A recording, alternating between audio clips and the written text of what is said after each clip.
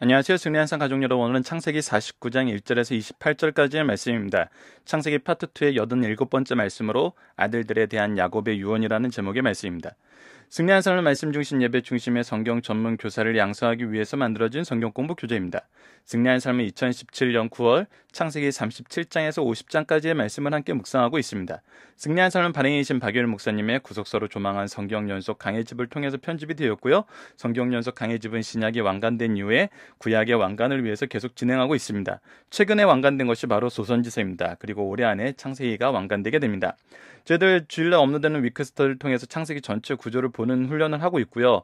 저희들 그 내용을 언약신약적인 관점에서 특히 창세기에서 이 언약의 중심이 잘 잡혀야지 저희들 전체 이 성경을 구속사적으로 바로 볼 수 있기 때문에 언약신약적인 관점에서 보고 있습니다. 여러분들께서 이미 경험했다시피 우리가 연속 강해 설교가 아니었더라면, 연속으로 성경을 보지 않았더라면은 그 말씀만 따로 이렇게 띄어서 봤을 때는 이해되지 않은 부분들이 많은 부분이 성경적으로 매끄럽게 해석되는 것을 우리가 이미 창세기 안에서 여러 차례 경험을 했습니다. 그렇기 때문에 우리가 연속 강해 설교로 말씀을 배우는 거 굉장히 중요하고요. 저희 승리하는 삶 특징이 구약을 끝내면은 신약으로 돌아가는 겁니다. 즉 신구약의 균형을 잘 맞추기 위해서 그렇게 하고 있는데, 이제 다음 달에 우리가 시작되는 고린도 전서, 또 올해 말까지 후서까지 이제 남은 3개월 동안 고린도 전후서를 상고하게 되는데, 고린도 전후서를 볼 때도 저희들이 창세기를 통해서 묵상했던 내용이 얼마나 정말 온전하게 하나님의 언약이, 하나님의 뜻이, 하나님의 계획이, 하나님의 일하심이, 하나님이 구속사를 계승하게 하심이 이 성경 안에서 얼마나 온전하게 성취되고 있는지, 성경이 그거를 얼마나 바르게 우리에게 증거해주고 있고 우리로 하여금 믿을 수 있는 믿음의 근거를 주는지를 우리가 확인하게 됩니다.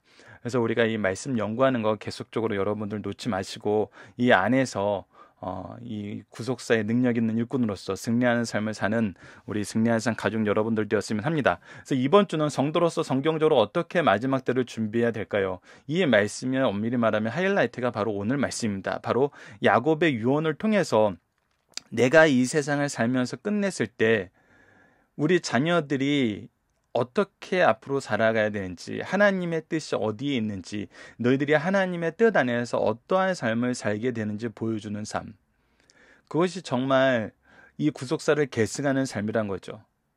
우리가 성도로서의 마지막을 준비할 때 우리는 많은 부분 과거를 회상하면서 또 미래에 대한 소망을 솔직하게 자녀들에게 많이 전해주지 못하는 것 같긴 해요. 왜냐하면 나의 삶의 끝이라고 생각하기 때문에. 근데 정말 역사를 변혁시키는 인물이나 그런 가문이나 그런 나라들을 보면은 어떻게 되냐면 이것이 계속해서 계승되어 간다는 겁니다. 그러니까 나의 역사의 끝이 나 개인으로서의 이 인생의 끝은 되지만 무엇으로서 계속되냐면 하나님 나라의 역사로서 계속 이어진다는 겁니다. 누구에게? 나의 자손들에게.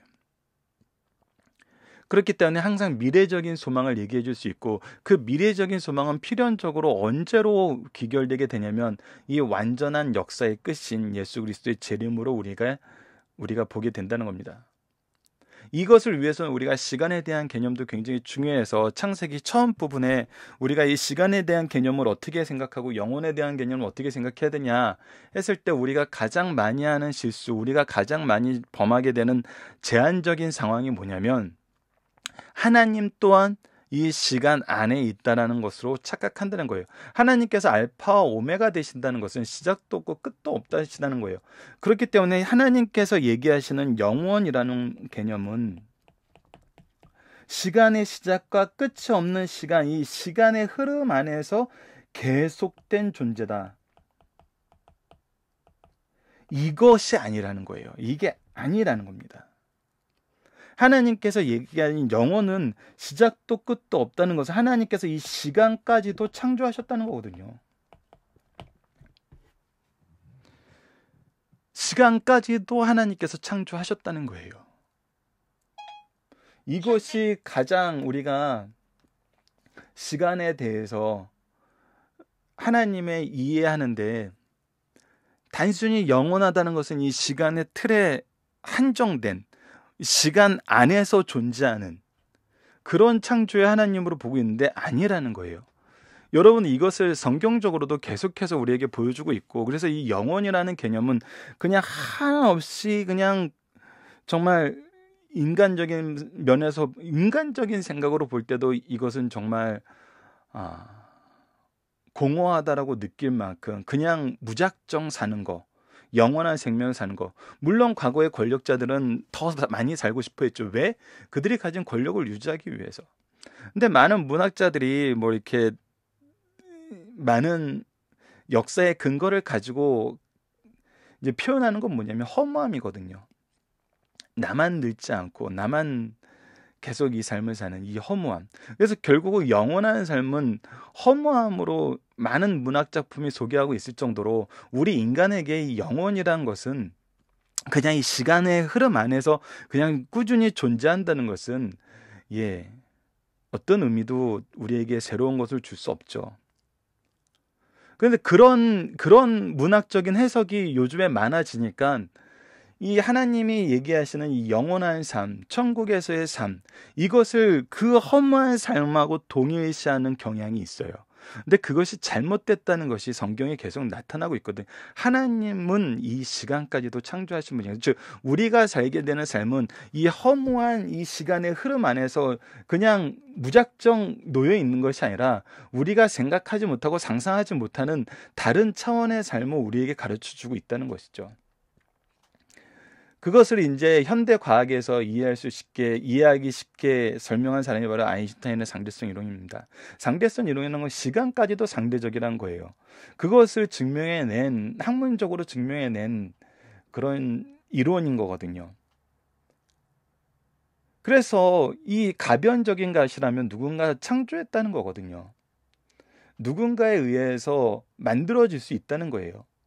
그렇기 때문에 하나님께서 이 영혼이라는 개념, 하나님께서 영원한 존재라는 개념은 바로 이 시간의 창조주로서의 창조의 모습이 분명히 나타나 있고, 하나님께서 넷째 날 창조하시면서 해와 달과 별을 보면서 시기를 알게 하시는, 즉 하나님께서 이 시간의 정책을 제정하시고 우리에게 보여주시는 모습, 그리고 빛이 있으라 하면서 이 빛의 모습, 바로 역사의 시작을 나타내는 이 모습, 이 안에서도 하나님께서 시간을 창조하셨던 창조자라는 모습을 우리가 알 수 있어요.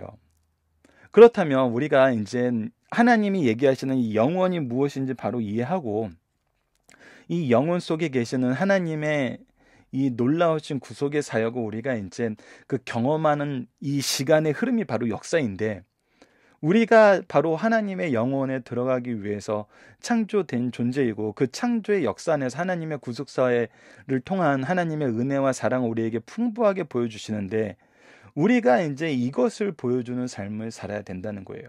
이 시간의 흐름 속에서는.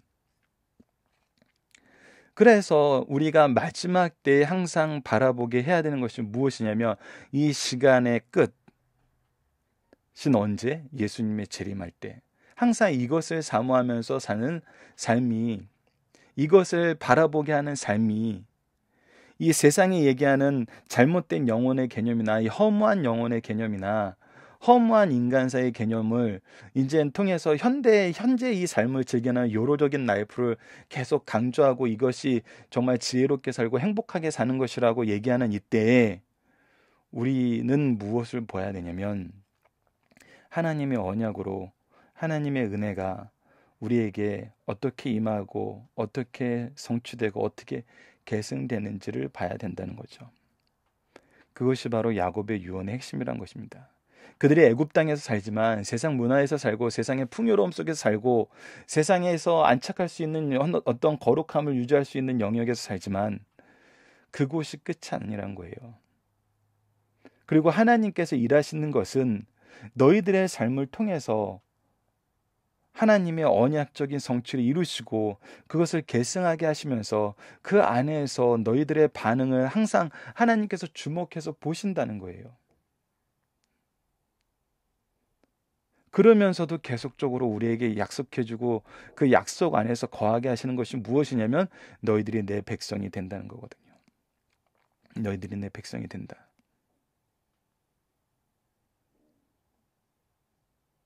이것을 우리가 오늘 본문 말씀에서 확인하게 됩니다. 자, 봅시다.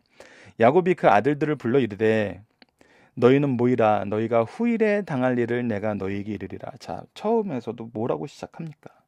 그가 지금 야곱이 마지막 때예요.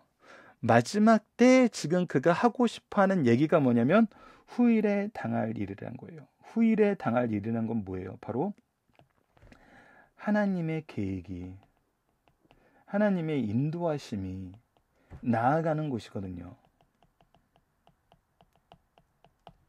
우리가 마지막 때에 보여줘야 되는 것이 무엇이냐면 바로 하나님이 이제 앞으로 너희들을 아브라함을 통해서 인도하셨던 하나님, 이삭을 통해서 인도하셨던 하나님, 야곱을 통해서 인도하셨던 하나님, 그리고 지금 현재는 요셉이 이 인도하심의 중심에 있지만 너희들은 결국은 모든 사람이 하나님의 계획과 인도하심 속에서 너희들이 살게 될 거야. 그래서 너희들이 지금 이미 경험한 것처럼 너희들이 이 하나님의 계획을 거부하고 이 계획 안에서 죄를 범할 뿐이었지만, 그래서 너희 동생 요셉을 팔아 넘겼지만 하나님께서는 어떻게 하셨다? 이 안에서도 하나님의 계획을 이루시고 너희들을 향한 하나님의 사랑과 하나님의 은혜를 풍성하게 보여주고 계신다. 그런데 이것이 지금으로 끝나는 것이 아니다. 내 세대에서 끝나는 것이 아니다. 요셉의 세대에서 끝나는 것이 아니다. 너희들의 세대에서 끝나는 것이 아니다. 어떻게 된다? 하나님의 계획은 너희 자손 대대로 계속해서 이어진다. 그래서 너희들이 알아야 되는 것이 무엇이다? 하나님께서 너희들을 향한 그 계획이 무엇인지를 아는 것이다. 그래서 후일에 당할 일을 너희에게 이르노라라고 얘기하는 것은 지금 아버지로서의 유언인과 동시에 뭐로서 있는 거예요? 선지자로서 하나님의 뜻을 선포하는 자리에서 지금 유언이 이루어지는 것입니다. 우리의 마지막 때가 바로 이것을 볼 줄 알아야 된다는 겁니다. 우리 인생을 돌아보면서 하나님의 말씀이 얼마나 신실하게 성취되었고 하나님의 은혜가 얼마나 우리 가슴 깊이, 우리 상 깊이 하나님의 준비하심 속에서, 하나님의 동행하심 속에서 풍성이 임했으며 우리가 현재 이곳에서 살게 된 그 이유가 바로 하나님의 언약의 성취였고 사랑의 능력이었다는 것을 우리가 알게 되어야 된다는 것입니다. 이것을 가르쳐 주는 것이 우리의 마지막 모습이라는 겁니다. 그래서 야곱의 유언은 굉장히 구체적이에요.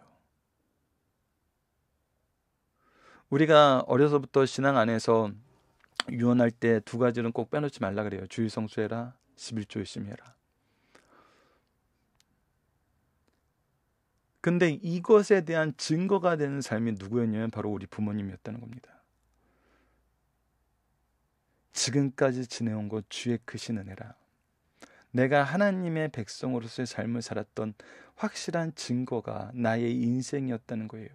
그 인생 안에서 내가 중심이 되었던 것이 바로 주의성수와 11조였던 거예요. 주의성수와 11조라는 것은 굉장히 기초적인 건데 이 기초적인 것을 통해서 우리에게 무엇을 가르쳐 주려는 거냐면 하나님의 언약이 무엇인지를 가르쳐 주려는 굉장히 기초적인 장치였어요. 그러니까 우리 부모님 세대에서 이 말씀으로 유언이 많았던 건 여러분들 분명히 이해를 하셔야 돼요. 우리 한국 기독교사를 보면은 지금 우리 시대보다 더 말씀의 풍요와 말씀의 은혜를 바로 이해하고 살아가는 세대는 드물었어요. 지금 우리는 언제든지 인터넷만 연결하면 말씀을 들을 수 있고 서점에 가면 무수히 많은 책들이 우리에게 하나님의 말씀의 뜻을 가르쳐주기 위해서 열심히 연구해서 우리에게 보여주고 있는 책들이 너무나 많아요. 근데 과거에는 없었어요. 과거에는 누구를 의지했어야 됐냐면 철저하게 목사님을 의지했어야 됐고 교회 안에서의 예배를 의지해야 됐어요. 그 안에서 성도의 교제인 성경 공부를 의지해야 됐어요. 그런데 여러분, 그것이 지금은 어떻게 됐을까요? 예, 정말 놀랍게도 여러분 100년 전에 했던 교육 방식이 지금 현재 남아있다면 그것이 얼마나 효과가 있겠어요? 굉장히 많은 부작용과 더 좋은 방법이 나와 있는 걸 여러분들이 발견하게 되시죠. 그런데 여러분들 신앙 교육에 대해서는 다시 한번 깊이 있게 생각을 해보세요. 어때요? 우리 할아버지 할머니들이 교회 중심으로 그래서 주의 성수를 강조하고 하나님의 이 언약의 순종의 의미로 11조를 강조한 이 삶이 우리 할아버지 세대와 우리 아버지 세대와 지금 여러분들의 세대와 달라졌나요? 예. 아마 승리한상 가족 여러분들이라면 연속 강의 설교를 통해서 예배의 중심의 신앙생활을 하시는 분이라면은 이것이 변하지 않았다는 것을 느끼실 거예요. 여기에 교회의 놀라움, 하나님의 인도하심의 놀라움이 있거든요. 100년 전에 강조되었던 내용들이에요. 100년 전에 강조되었던 내용 중에 또 한국교회에 남아있는 유익한 것이 무엇이냐요? 새벽 예배예요. 정말 여러분들, 이게 한국 사회를 보면은 하나님의 방법과 인간의 방법의 이 차이가 얼마나 큰 차이를 이끄는지 여러분들 아실 거예요. 세상은 이렇게도 해보고 저렇게도 해보고 이것도 해보고 저것도 해보고 이것이 좋다면 절로 갔다가 저것이 좋다면 절로 갔다가 끊임없이 방법을 바꾸고 끊임없이 내용을 바꾸고 끊임없이 자원을 투자하고 끊임없이 무엇인가를 더 해도 어쩔 때는 아이들의 인격의 절름발이가 되고 어쩔 때는 아이들의 성격의 절름발이가 되고 어쩔 때는 아이들의 감정의 절름발이가 되어서 이 세상에서 나와서 부모들을 아픔을 주는데 정말 이 전통적인 신앙교육은 말씀 중심, 예배 중심, 주의 성수, 11조 새벽 예배 이것은 여러분들 보세요. 한국교회에서 변하지가 않아요. 한국이 이것을 증거해주는 정말 좋은 게시판이 되었어요.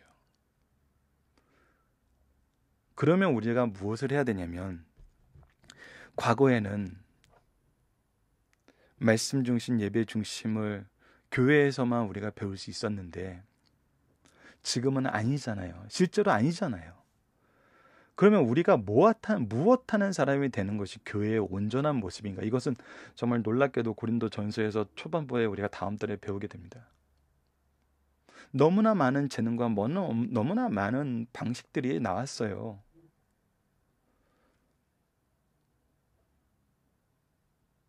근데 그것이 딱 한 가지 기준점을 가지고 있을 때 성장으로 가느냐 분열과 죄악의 만연함으로 가느냐가 결정이 돼요. 무엇이냐면 바로 교회의 하나됨이 무엇이며 그 하나됨을 위해서 우리가 가장 중심에 놔야 되는 것이 무엇이냐를 이해했을 때 근데 가장 중심이란 건 결국은 예배와 그 예배에 참여하는 영혼이에요.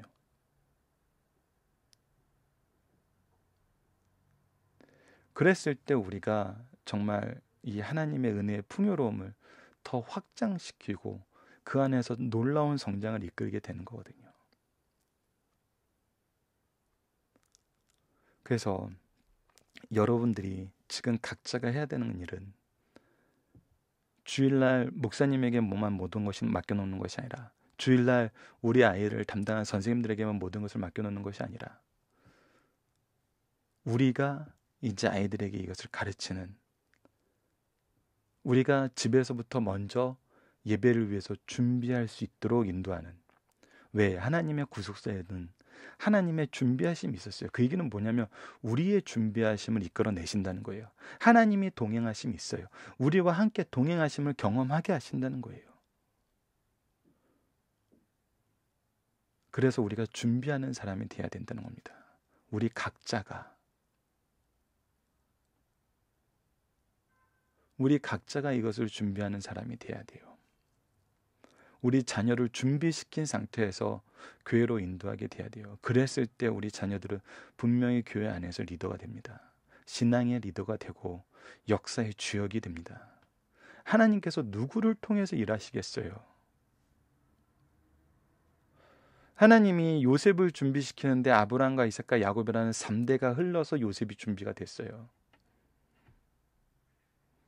정말 잘 준비된 인물이었죠. 이제 이렇게 준비된 인물이 우리 가문에서 나와야죠. 우리 가정에서 나와야죠.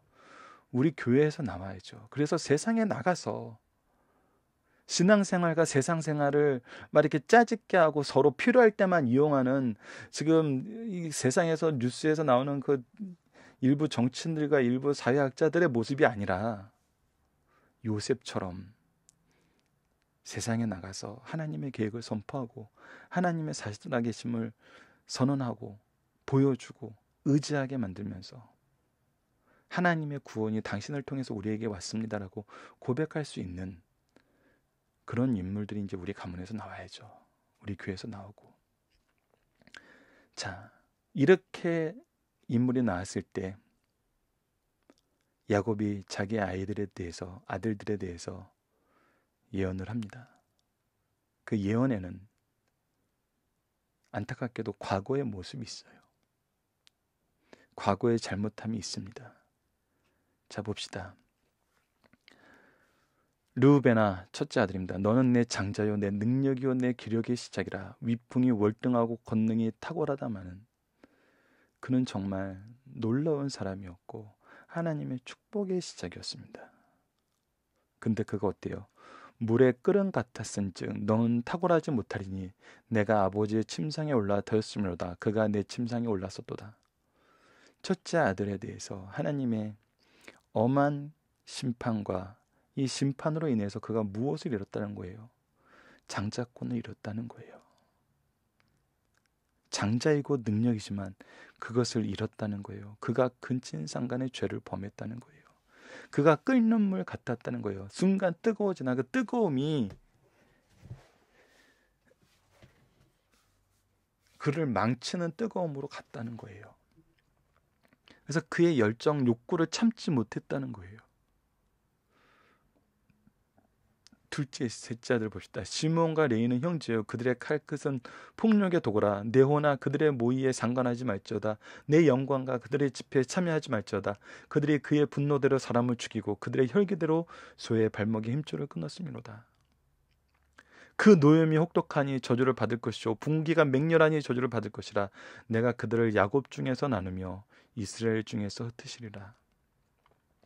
그래서 시므온과 레이를 보면은 그들이 둘째 셋째 아들인데 그들이 혈기로 무엇을 했어요? 세겜에서 자기 여동생이 성폭력을 당하고 오자 하나님이 제정하신 제도인 할례를 이용해서 그 민족들을, 그 지방 사람들을 멸족시키는 일에 그들의 힘을 썼어요. 하나님께서는 이것이 분명히 죄라고 얘기합니다. 분명한 죄에 대한 회개를 촉구하세요. 그래서 그들이 레위 같은 경우는 물론 제사장 나라가 되는 제사장의 직분을 맡는 이 직분을 회복하지만 분기시 없이 흩어지게 되는 그 결과를 맞이하게 되잖아요. 그래서 첫째, 둘째, 셋째에 대해서는 그들이 왜 이 장자의 권한을, 이 중심의 일꾼들의 자리를 놓치게 되었는지 분명히 얘기합니다. 죄가 그 자리에 만연했을 때, 죄가 그들을 넘어뜨렸는데 그들이 죄를 이기지 못하고 그 죄에 휩쓸렸을 때 하나님께서 그들을 중심으로 일하지 못함을 우리가 보게 돼요. 우리가 리더의 자리에 있고 정말 하나님께서 세우심을 입은 그 자리에 있을 때 우리가 항상 생각해야 되는 것이 이것입니다. 하나님의 의를 이루고 하나님의 뜻을 이루는 길이 무엇인지를 우리가 분별할 줄 알아야 돼요. 내가 가진 것을 더 가지기 위해서, 나의 분을 품기 위해서, 나의 욕구를 풀기 위해서 나의 위치와 나의 환경을 이용했을 때는 남는 것은 죄와 그 죄에 대한 하나님의 심판밖에 없음을 분명히 알아야 됩니다. 이것은 굉장히 아픈 부분이에요. 이 아픈 부분을 야곱이 분명하게 선언을 합니다. 이 선언을 하면 우리가 무엇을 통해서 경험하게 되냐면 출애굽 때 이 민족의 모습을 보면 알게 돼요. 야곱의 예언처럼 강할 자들이, 능력 있어야 될 자들이 연약해지는 것을 우리가 보게 됩니다. 자, 그리고 나서 이제 넷째 아들인 유다에 대해서 나옵니다. 유다야, 너는 내 형제의 찬송이 될지라. 내 손에 내 원수의 목을 잡을 것이요 내 아버지의 아들들이 내 앞에 절하리라. 무엇을 얘기합니까? 이제 장자의 고난이 유다에게 넘어갈 것을 얘기를 해요. 규가 유다를 떠나지 아니하며, 규는 통치자의 지팡이에요. 통치자의 지팡이, 주어 동일한 말이죠. 그 발 사이에서 떠나지 아니하기로 실로가 오기까지 이르리니 그에게 모든 백성이 복종하리라. 바로 예수님께서 유다 가문에서 태어나실 것을 지금 누가 제일 먼저 예언을 해요? 바로 야곱이 제일 먼저 예언을 해요. 영원한 나라의 왕권이 바로 유다 족속을 통해서 나오게 됨을 예언을 합니다. 그래서 그의 나귀를 포도나무에 매며 그의 암나귀 새끼를 아름다운 포도나무에 맬 것이냐.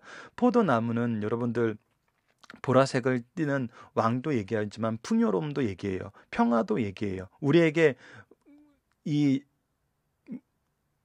그 가뭄을, 우리에게 이 갈증을 해소하는 이 음료로서의 역할도 하죠. 근데 그가 뭐예요? 암나귀 새끼를 타고 암나귀 새끼로, 즉 평화의 상징으로 굉장히 겸손한 모습으로 오는 얘기를 해요. 즉 예수님의 모습을 우리에게 얘기해 주는 거거든요. 그 옷을 포도주에 빨며 그 복종이 포도주에 빨리로다. 그의 눈은 포도주로 인하여 붉겠고 그의 이는 우유로 말미암아 희리로다. 결국 그에게 영원한 이 은혜와 풍성함이 나오게 된다는 거예요. 그를 통해서 누리게 된다는 거예요. 유다는 그러면 어떤 삶을 살았습니까? 유다는 처음에 그가 한 행동, 요셉을 판 행동은 살인과 같은 행동이었어요. 근데 유다의 막간에 우리 구조에서 봤던 것처럼 그가 그의 죄악을 인정하고 그의 죄악 속에서 그의 괴로움이 나타났었어요. 그가 그 죄악 속에서 그 자신의 모습이 오히려 이방 며느리보다 못한 모습으로 나타났던 것을 그가 고백했어요. 그리고 나서 그 이후에 나타난 모습은 뭐였어요? 자신의 생명을 대신해서라도 이 동생들을 살리고 아버지를 살리는 일에 자신이 쓰임받는 그 길을 가면서 영혼의 회복을 이루는 그 통로가 되었었어요. 그랬을 때 하나님께서 그에게 하나님의 은혜를 더하시고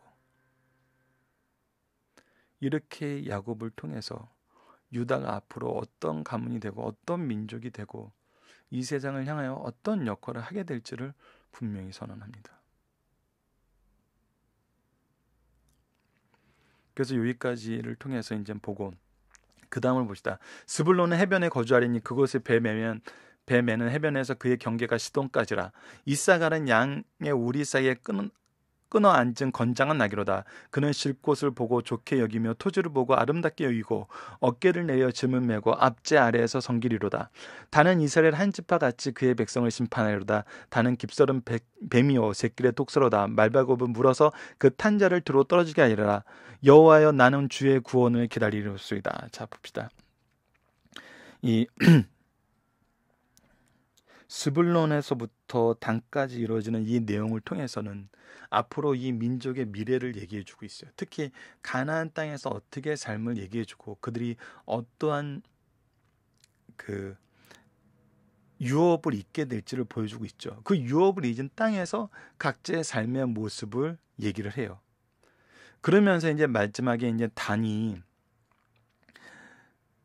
어떤 역할을 하게 되냐면 정말 그들을 공격하는 그 자들을 넘어뜨리고 그들을 무너뜨리는, 그러면서도 그 안에서 많은 희생을 치르는 역사를 잊게 돼요. 그러면서 마지막에 뭐라 그러냐면 여호와여 나는 주의 구원을 기다리니다 하면서 주의 구원을 사모하고 주의 구원에 의지해야 되는 것이 그들에게 유언적으로 남겨지는 것을 우리가 보게 돼요. 자, 계속해서 19절부터 갓은 군대의 추격을 받으나 도리어 그를 추격하리로다. 아셀에게서 나는 먹을 것을 쓴 기름진 것이라. 그가 왕의 수라상을 차리로다. 납달리는 노인 암사슴이라 아름다운 소리를 바라는도다. 자, 그러면서 나머지 형제들에 대해서도 각자의 위치에서 어떤 삶을 살게 되는지, 이것은 지금 보면은 굉장히 재밌는 것이 무엇이냐면 루벤에서 레이까지는 과거의 죄에 대해서 얘기를 합니다. 그리고 이 유다에 대해서는 영원한 왕권에 대해서 설명을 해요. 그리고 여기에서는 가나안 땅에서의 모습에 대해서 얘기를 합니다. 그리고 나서 우리에게 보여주는 건, 즉 이것을 통해서 우리에게 보여주는 건 무엇이냐면, 야곱의 유언이 지금 무엇을 보여주냐면, 이 과거의 죄에 대한 철저한 경계와 그리고 영원한 미래에 대한 소망이 무엇이어야 되는지를 보여주고, 그리고 나서 그들이 가나안 땅에서 가나안 땅에서 얻게 되는 유업이 무엇인지를 얘기를 해줘요. 즉 과거의 모습과 영원한 미래의 모습을 먼저 얘기해주고, 가까운 미래에, 가까웠다고 해도 이제 벌써 400년 후죠, 그것을 얘기해주고, 그 안에서 이제 누구를 얘기하냐면 요셉을 얘기해요. 요셉은 지금 현재적인 증거예요. 그래서 이 과거의 죄를 지적하는 것을 통해서 하나님의 이 일하심의 어미를 가르쳐 준 다음에 보면은 가장 먼 미래, 좀 더 가까운 미래, 지금 현재의 삶, 이것을 얘기해 주는 걸 볼 수 있어요. 그래서 요셉은 무엇이 되냐면 이 모든 언약의 성취의 근거가 돼요. 자, 봅시다. 요셉은 무성한 가지 곧 생곁에 무성한 가지라, 그 가지가 담을 넘었도다. 지금 요셉은 어떠냐면 생곁에 심겨진 나무예요. 그 나무는 가지가 담을 넘을 정도로 풍성해져요. 담을 넘었다는 건 한계를 경신했다는 거예요. 즉 요셉을 통해서 하나님의 은혜가 아브라함과 이삭과 야곱에게도 왔던 이 은혜가 갱신되었어요. 그리고 어떻게 했냐, 활 쏘는 자가 그를 학대하며 적개심을 가지고 그를 쏘았으나 그에게는 항상 편안했던 것이 아니에요. 그를 공격하는 사람들이 많이 있었어요. 근데 요셉의 활은 도리어 굳세어 그의 팔은 힘이 있으니 이는 야곱의 전능자 이스라엘의 반석인 목자의 손을 힘입었습니다. 많은 사람들이 요셉을 공격하였으나 전능하신 하나님께서 어떻게 했어요? 그를 더 강건하게 하셨어요. 그래서 내 아버지 하나님께로 말미암이니 그가 너를 도우실 것이요 전능자로 말미암이니 그가 내게 복을 주실 것이라. 위로는 하늘의 복과 아래로는 깊의 샘의 복과 젖먹이는 복과 태의 복이로다. 그래서 이 모든 복을 하나님께서 더하시는데, 이 복은 무엇으로 말미암는 거냐면 하나님, 전능하신 하나님으로부터 말미암는 거예요. 즉 내 아버지 하나님으로부터 말미암는 거예요. 이것은 무엇을 뜻해요? 하나님께서 그 조상들에게 주신 언약의 성취로 말미암는 복임을 분명히 알게 하고, 이것을 이루시는 하나님이 얼마나 전능하신지는 요셉의 일생을 통해서 이미 그 가문에, 그 민족에게, 이스라엘 모든 족속들에게, 형제들에게 증거가 되었다는 거예요. 그래서 무슨 주시면 하늘의 복이에요. 하나님의 신령한 것을 알게 하세요. 하나님의 뜻을 알게 하세요. 아래는 깊은 샘의 복이에요. 우리에게 항상 샘은 생명의 원천이에요. 우리에게 생명의 원천처럼 넘치는 샘이 있어요. 그래서 이것이 젖먹이는 복과 태의 복이에요. 이것이 이제 우리에게 무엇으로 이루어지냐면 가문의 복으로 이어져요. 자손의 복으로 이어진다는 거예요. 내 아버지의 축복이 내 손주의 축복보다 나아서 영원한 산이 한없음 같이 이 축복이 요셉의 머리로 돌아오고 그 형제 중에 뛰어난 자의 정수리로 돌아오리로다. 이것을 지금 보고 있잖아요. 이것을 지금 확인하고 있잖아요. 그래서 무엇을 보게 돼요? 이 모든 것이 아버지 하나님, 전능하신 하나님으로 말미암아, 여호와로 말미암아 지금 야곱이 유언이 성취될 것을 얘기해요.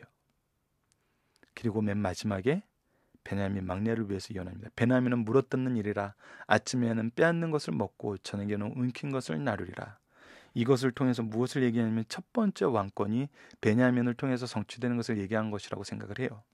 그래서 그가 왕권을 가져서 모든 것을 소유하나 저녁에는 움킨 것을 나누리라는 걸 통해서 이 왕권이 누구에게 간다? 유다 족속으로 간다. 근데 여러분들 가장 핵심이 되는 가장 결론적인 말씀 바로 28절입니다. 이들은 이스라엘의 12지파라. 이들은 이스라엘의 12지파라. 여러분들 보십시오. 아브라함에게 이스마엘과 이삭이 있었어요. 야곱의 경우에서 보면은 어때요? 야곱은 두 아내가 있었고 두 아내의 몸종인 두 첩이 있었어요. 그 첩의 자식들까지도 이 기업을 잃게 하셨어요. 근데 아브라함 때는 오직 이삭이었어요. 이삭에게는 첩도 없었어요. 쌍둥이 두 아들이 있었어요. 에서와 야곱이었어요. 근데 누구만 잃게 하셨어요? 이 야곱만 잃게 하셨어요. 유업을 이어지게 하셨어요. 계승되게 하셨죠. 그런데 야곱의 때에는 이들의 과거의 죄와 이들의 각자의 연약함의 모습과 많은 어려움 속에서도 하나님은 무엇을 선언하시냐면 너희들이 이스라엘의 12지파다 라고 선언하세요.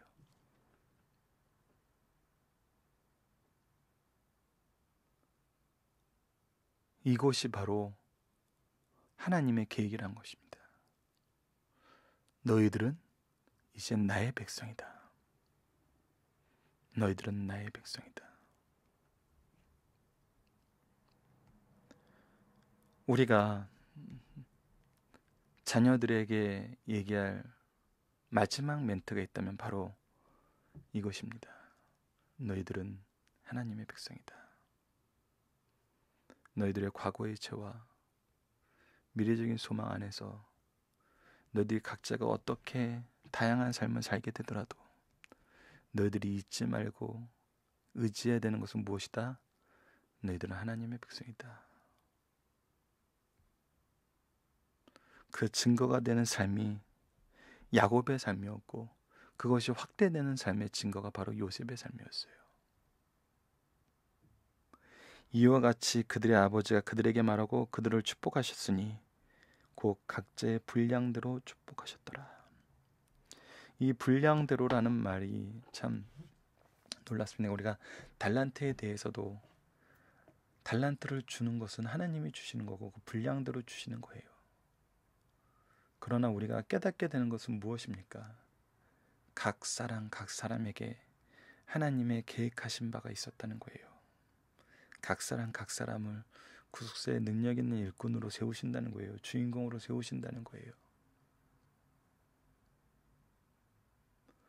여러분, 우리가 이 야곱의 12아들에 대해서 보고 이 12아들의 그동안의 삶이 우리에게 가르쳐주는 교훈을 보게 되면은 무엇을 보게 됩니까? 하나님의 계획은 요셉에게 있었어요. 그것은 하나님의 선택하심이었고 하나님의 계획하심이었어요. 그런데 우리가 창세기를 끝내는 이 마무리 쪽에서 무엇을 보게 돼요? 유다가 이 역사의 중심 인물로 부각되는 걸 보게 돼요. 무엇을 통해서? 그가 하나님의 계획에 순종하고 그 순종함으로 자신에게 주어진 그 일을 철저하게 하게 하는 것을 통해서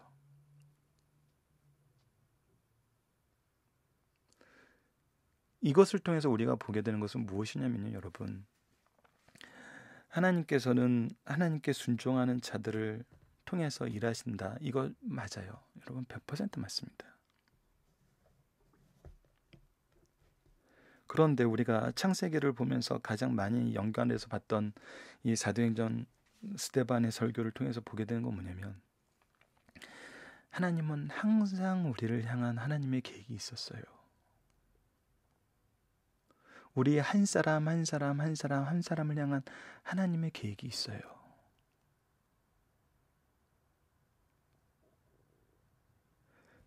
우리가 그 계획을 인정하고 의지하고 하나님과 함께하길 원하는 삶을 사느냐, 그렇지 않느냐에 따라서 하나님이 우리를 더 크게 쓰실 뿐 하나님이 우리를 향한 계획이 없는 사람이 없다는 거예요. 그것을 지금 유다가 보여주고 그것을 지금 요셉이 보여줬다는 것입니다. 우리가 인간적인 기준으로 보면은 총리가 되는 것이 하나님의 계획이고 내가 성공하는 길이야 라고 생각하면은 영원히 그 계획을 모르는 것이죠. 근데 우리가 요셉의 경우에서도 봤고 유다의 경우에서도 봤고 그들이 집중했던 것이 뭐였어요? 바로 생명을 살리는 일이었어요. 요셉을 통해서 드러났던 것이 뭐였어요? 바로 하나님의 살아계심이었어요. 하나님의 살아계심은 필연적으로 무엇으로 연결됐어요? 바로 생명을 살리는 것으로 연결되었어요. 즉 하나님이 세우신 중심 인물은, 하나님의 구속사에 능력 있는 일꾼은 뭐 하는 사람이냐면 바로 하나님을 나타내고 하나님께서 맡겨주신 영혼을 살리는 그 사람이에요. 그 사람이 구속사에 능력 있는 일꾼이에요. 그것을 하는데 때로는 총리로서의 그 역할을 할 수도 있고, 때로는 노예로서의 역할도 할 수 있고, 때로는 죄인으로서의 역할도 할 수 있고, 때로는 모든 사람들에게 외면받는 고난의 길을 가는 그런 모습으로도 할 수 있어요. 그러나 그 모든 과정에서 우리가 경험하는 것은 무엇이냐면 하나님이 나와 함께 하신다. 하나님이 나보다 먼저 준비하신다. 하나님이 결과를 이루신다예요.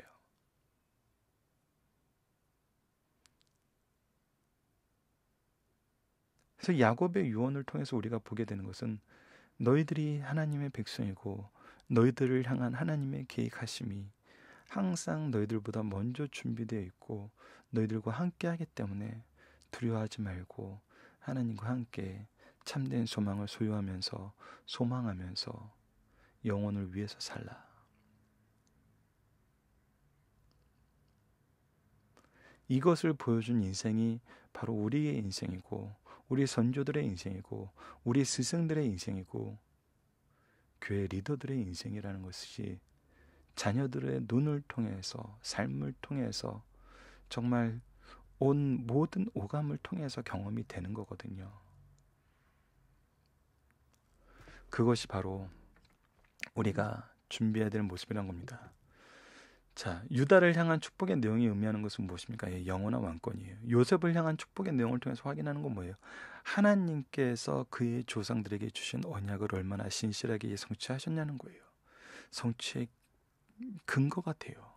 미래의 소망에 대한 약속의 근거가 된다는 거예요. 야곱은 무엇을 확증하였습니까? 그래서 너희들이 하나님 나라의 백성이다. 너희들이 바로 하나님 나라의 이스라엘의 12지파 12기둥이다 라는 것을 얘기하면서 그들의 분량대로 축복하십니다. 그들이 우리가 가진 분량대로 하나님께서는 우리를 주인공 삼아서 일하세요. 그것이 달란트 비유에서 보여주는 핵심이에요. 여러분들 이것을 가지고 여러분도 이 세상을 승리하시길 바랍니다.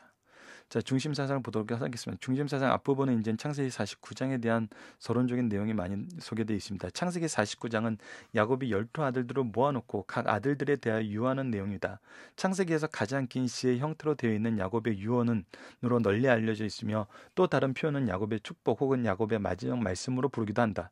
49장은 네 부분은 알 수 있어요. 레아의 아들들에 대한 유언, 첫째부터 넷째죠. 그래서 비라와 실바들의 아들들에 대한 4명 나오고요. 그리고 라헬의 아들들에 대한 유언, 그리고 야곱의 마지막 지시와 죽음으로 이렇게 구성되어 있습니다.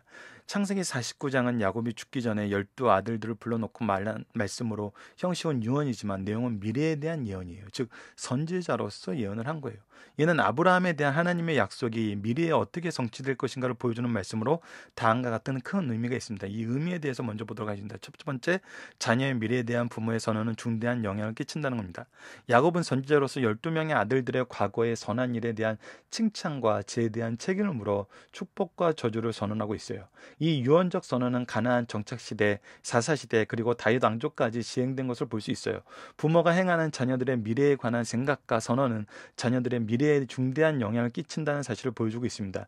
이를 볼 때 부모들은 자녀들의 미래에 대하여 기도하고 지도하면서 노엽게 하는 일을 그들의 장래를 위해서 삼가할 줄 알아야 된다는 것입니다. 사람에게 좋은 환경도 중요하지만 하나님께서 주신 사명에 대한 자세가 더욱 중요하다는 것을 이 말씀을 통해서 우리가 배우게 돼요. 사람에게 환경은 매우 중요해요. 그러나 좋은 환경을 가졌다고 개인과 그 공동체의 미래가 꼭 밝은 것은 아니에요. 척박한 땅 환경에 살아도 자기 일을 잘할 수 있어요. 기름진 땅에 살아도 나태하며 자멸할 수 있어요. 예를 들면 이사갈 지파는 기름지고 아름다운 땅을 차지했지만 게으르고 소극적인 안정만 추구하다가 주변 가나안 사람들의 지배를 받았어요. 유다 지파는 청박한 산악지대에 차지했지만 민족 공동체의 칭찬을 받을 만큼 지도력을 발휘하였어요.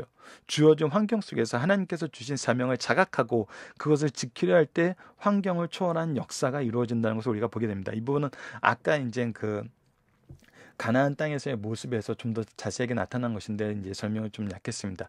야곱은 고난의 삶을 살았어도 인생을 잘 마무리하였다. 자, 이 부분에 대해서 좀 더 자세한 설명이 필요하신 분들은 이 박유일 목사님 강해지를 참조하시면 되는데, 이 강해지 마지막 부분이 11월 달에 이제 나올 부분 예정이에요. 그래서 이 부분은 좀 나중에 여러분들께서 각자 확인하시는 시간을 가졌으면 합니다. 자, 세 번째 봅시다. 야곱은 고난의 삶을 살았어도 인생을 잘 마무리하였다. 창세기에 묘사된 야곱의 삶은 고난의 연속이었어요. 그는 누구보다 하나님의 복을 누리고 살았지만 그 누구보다 고난의 삶을 살았어요. 그러나 그 고된 삶 속에서 불평이나 원망은 찾아볼 수 없고 그것을 자신에게 주신 일로 받아들였어요. 그리고 급할 때는 하나님께 기도로 호소하여 응답을 받았어요. 그리고 임종이 가까워지자 3단계로 유언 축복하고 마지막 자기 장례를 부탁한 후 하나님의 부르심을 입고 주의 품에 안겼어요. 사람은 잘 사는 것도 중요하지만 잘 죽는 것이 금세와 내세에 가장 중요해요. 야곱은 잘 오셔서 큰일하고 잘 가셨습니다. 자, 이제 오늘의 중심 사상입니다. 첫 번째 봅시다. 성도가 세상을 떠나면서 자녀, 제자에게 말씀에 근거하여 성령의 인도하신 가운데 선포하는 축복, 유언은 성취되는 예언이라는 거예요. 주 안에서 부모, 스승된 자들은 평소 삶 속에서 자녀, 제자들의 선한 길로 인도하여 하지만 본인이 주의 부르심이 가까운 줄 깨닫게 될 때는 모든 자녀들을 불러 한 사람 한 사람 머리에 손을 얹어 축복, 유언하여 합니다. 자녀들은 주님을 신실하게 섬기신 부모가 유언적인 축복을 할 때 믿음으로 받아들여야 돼요. 부모의 유언적 축복은 신약교회에서 축도와 같아서 말씀에 근거하여 믿음으로 하는 유언, 믿음으로 받아들인 유언은 반드시 성취력이 있어서 실현됩니다. 그래서 이것을 통해서 우리가 강조하는 것 중에 하나가 바로 아버지의 축복권이에요. 아버지의 축도예요. 자녀들에게 하실 수 있는 아버지의 축도, 축복권. 이것을 우리가 또 잘 살려서 말씀 가운데에서 신실하게 실천할 수 있어야 됩니다. 두 번째, 좋은 조건을 가진 자라도 감사하지 않고 방심하면 본인과 자손에게 큰 해를 끼치게 된다는 거예요. 야곱의 아들들 가운데 루벤, 시므온, 레위는 하나님과 부모로부터 약하거나 어리석은 부분보다는 강하고 지혜로운 복을 받은 자들이었어요. 장남인 루벤은 위품, 위엄이 월등하였고 권능, 능력이 탁월했어요. 그 누구보다도 장제의 특권과 탁월한 능력을 받았지만 방심하다가 놓치고 말았어요. 시므온과 레위는 강한 체력과 제약에 대한 의분도 가졌어요. 위기에 대처하는 능력도 가졌어요. 그러나 그것을 분노와 함께 사용할 때 잔인하게 더 큰 범죄를 범하고 말았어요. 야곱의 세 아들들, 자신에게 주어진 좋은 조건을 감사하며 하나님과 부모의 뜻대로 사용하지 않고 방심할 때 본인들은 물론이고 자손들에게까지 특권을 상실하고 죄에 대한 복음을 받게 하였어요.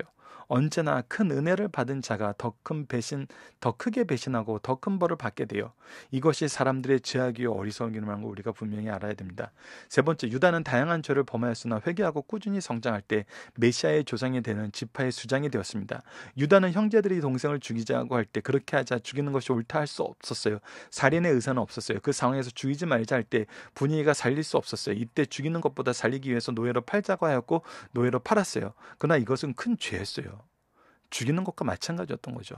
동생은 죽지 않고 노예가 되었어요. 그러나 그는 동생을 노예로 판 주범이 되었어요. 그 후로 여러 가지 몸부림치며 회개했어요. 회개 과정에서도 많은 문제가 발생하였어요. 그 중심은 잘못을 회개하는 자였다는 거예요. 하나님은 그를 받아 메시아 조상의 지파로 삼으셨어요. 회개는 하나님의 자비를 받는 통로가 되었어요. 작은 죄라도 방심하지 말고 회개하며 바른 길로 가자는 겁니다. 하나님께서 반드시 귀하게 쓰신다는 겁니다. 그래서 우리에게 가장 중요한 건 무엇이라고요? 바로 회개라는 것입니다. 회개. 자, 요셉의 축복은 기록을 갱신하였다는 겁니다. 요셉은 하나님의 계획 속에서 그가 끊임없이 교제하며 생곁에 있는 무성한 나무와 같이 담장을 넘어 축복의 기록을 갱신하였어요. 그의 대적들은 하나님의 능력으로 물리쳤고 그에게 하늘의 복을 통해서 하나님의 지혜를 선포하며 셈의 복으로 그의 가족들과 온 나라를 구원했으며 전명하는 복과 태의 복을 통해서 두 아들이 각각의 지파를 이루는 2배의 축복을 받았다는 것입니다. 자, 여러분들 살펴보기 정답 카페를 통해서 확인해 주시고요. 적용입니다. 야곱의 유언에 나타난 죄에 대한 지적과 경고 그리고 복에 대한 예언을 통해 우리가 자녀와 제자들을 바로 전하게 되는 것은 무엇인지 생각하고 실천해 봅시다. 분명히 죄에 대해서는 지적을 해야 돼요. 이 죄에 대한 지적은 결국 무엇으로 이끌어내야 돼요? 회개를 이끌어내야 돼요. 회개를 이끌어내는 데까지가 우리의 역할이에요. 그러니까 이것을 위해서 하는 거예요. 죄를 지적하고 혼내는 것이 끝나는 것이 아니에요. 항상 회개가 이끌어져야 돼요. 그리고 무엇을 말해야 돼요? 언약을 얘기해야 돼요. 즉 하나님의 말씀이에요. 이것이 우리 삶 속에 실천돼야 되거든요. 자, 우리 현대 유언을 생각해보면 뭐예요? 아버지가 가진 뭐는 누구 거고, 뭐는 누구 거고, 뭐는 누구 거고. 지금 야곱이 그런 얘기 한마디라도 합니까? 안 하시는 거죠. 그거는 전부 부수적인 거라는 거예요. 전부 부수적인 거라는 거예요. 그래서 청교도적인 삶이 참 아름답긴 해요. 왜냐하면 부모가 가진 유산은 모두 사회에 환원하거든요. 이미 이 야곱의 축복을 통해서 나타난 것도 뭐냐면 요셉은 그의 담장을 넘을 만큼 큰 셈의 축복을 받았고 각각의 자녀들도 자기의 가업을 이루었다는 거예요. 물론 그 가업이 결국은 어디로 이어지냐면 가나안 땅이라고 상징되는 하나님의 유업으로 이어지죠. 그러니까 결국은 그들에게 주실 것은 누가 주시는 거예요? 하나님이 주시는 거예요. 그 하나님을 바라보게 하는 것이 야곱이 했던 정말 유일하고 핵심적인 것이거든요. 그러니까 우리가 현대에 생각하는 유언과는 굉장히 다르죠. 하나님을 바라보게 하는 거.